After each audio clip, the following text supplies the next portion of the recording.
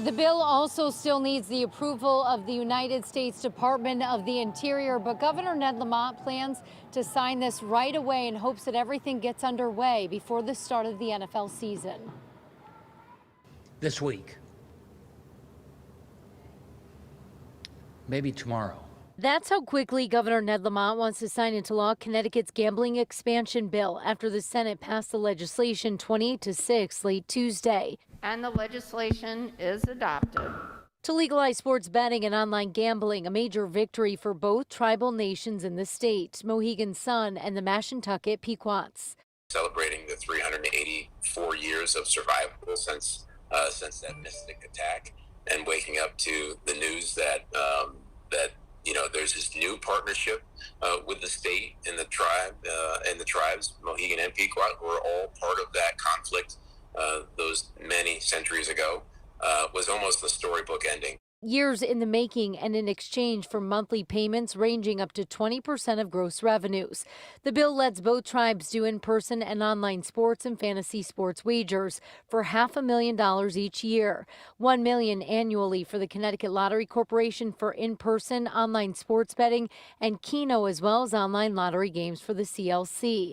The bill also establishes a licensing process for fantasy sports betting sites after licenses are issued and rules created. The first problem is that it only limits fantasy sports, paid fantasy sports contests in Connecticut to as few as 2 operators.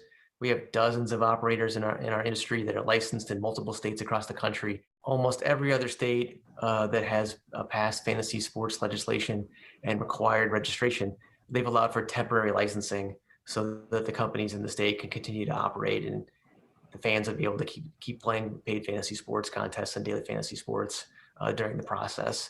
And they didn't do that in this state. Lawmakers. Our goal is to finish up and come to an agreement with all the parties by the end of this week. Are working on the bill to legalize marijuana. Changing the language, we use the word cannabis, and negotiations are ongoing between the House, the Senate, and the administration. And we've been meeting for hours and hours and hours over the last couple of days, and we've made an enormous amount of progress on getting to an agreement on legalized adult use cannabis. Republican Senator Tony Hwang opposes both bills. If it's a bad idea, it's a bad idea. Doesn't matter what everybody else is doing.